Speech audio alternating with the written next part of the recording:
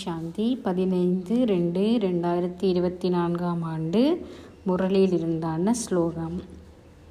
ஞான ரத்தினங்களுடனும் நற்குணங்களுடனும் சக்திகளுடனும் விளையாடுங்கள், சேற்றில் அல்ல. இந்த பிராமண வாழ்க்கை என்பது அதி உயர்ந்த வாழ்க்கை கோட்பாடுகளை பின்பற்றி உயர்ந்த நிலையை அடைவதற்கான வாழ்க்கை ஆகும். ஒரு நபரின் சகவாசம் எவ்வாறு உள்ளதோ அவ்வாறே அவருடைய சுபாவம் அப்படியே அமையும். எவ்வாறான விடயங்களை அடிக்கடி நினைவு செய்கின்றாரோ, கதைக்கின்றாரோ, செய்கின்றாரோ அவை எமது ஆத்மாவில் ஒரு நிரந்தரமான பாதிப்பை ஏற்படுத்தி விடுகிறது.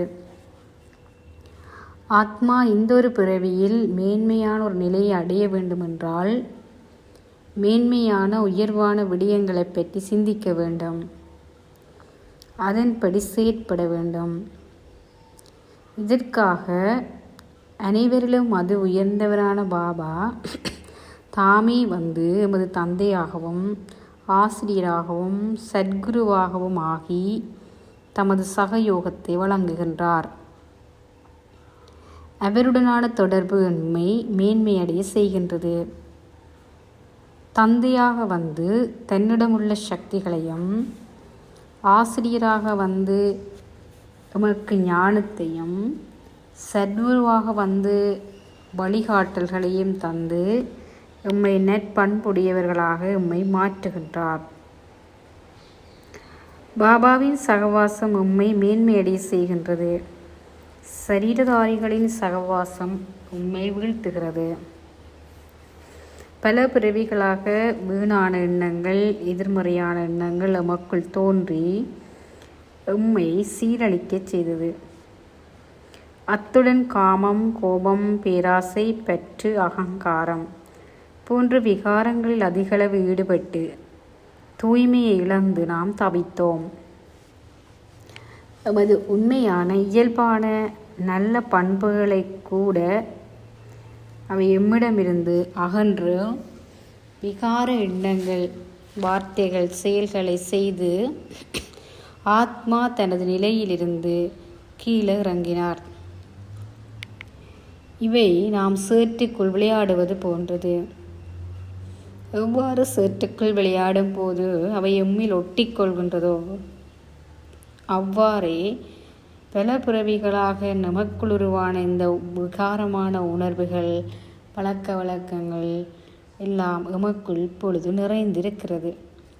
ஆகவே எமது ஆத்மா நறுமணம் வீச வேண்டுமென்றால் மலர் போன்று ஆக வேண்டும். எவ்வாறு எம்மை எவ்வாறு ஆக்கிக்கொள்ள முடியும்?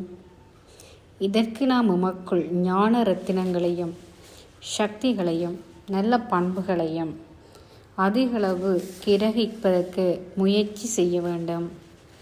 பாபாவின் நினைவு உம்மை அதிகளவு சக்திகளால் நிறைக்கிறது. ஆத்மா பலம் பெறுகின்றார். அதுபோல ஞான ரத்தினங்களை அதிகளவே கிரகிக்கும் போது ஆத்மா ஒருவர் நல்ல பண்புடையவராக மாறுவார். எவ்வளவுக்கு அதிகமாக இவற்றின் சகவாசத்தில் நாங்கள் இருக்கிறோமோ அவ்வளவுக்கு ஆத்மா முன்னேற்றம் அடைவார். அமைதி, சக்தி, சந்தோஷம், தூய்மை போன்றனவற்றின் சொரூபமாக அவர் மாற்றமடைவார். தினமும் நாம் இவற்றை கிரகித்து பயிற்சி செய்ய வேண்டும். ஏனென்றால் பல பிறவிகளாக நாம் பழகிய பழக்கங்கள், விகார உணர்வுகள் இந்த ஒரு பிறவியில் அதுவும் குறுகிய காலத்துக்குள் மாற்றத்தை கொண்டு வர வேண்டுமென்றால் தீவிரமாக முயற்சி செய்ய வேண்டும். குளித்துவிட்டு எப்படி ஒரு சேற்றுக்குள் சென்றால் மீண்டும் அவருடைய சேர் ஒட்டிக்கொள்கிறதோ அதுபோல இந்த ஞான பாதைக்குள் வந்து முன்னேறும் போது விகாரத்தில் ஈடுபட்டால் மீண்டும் மீண்டும் எமக்குள் சேற்றை பூசி கொள்வதை போன்றதாகும். ஆகவே உம்மை நாம் இந்த பாதையில் கொண்டு நடத்தும் போது எமக்குள் மீண்டும் இந்த உணர்வுகள், விகார உணர்வுகள் வராமல் எதிர்மறை உணர்வுகள், வீணான எண்ணங்களை நாம் நினைத்து சேற்றை பூசிக்கொள்ளாமல் ஒரு மலர் போன்று ஆக வேண்டும். ஓம் சாந்தி.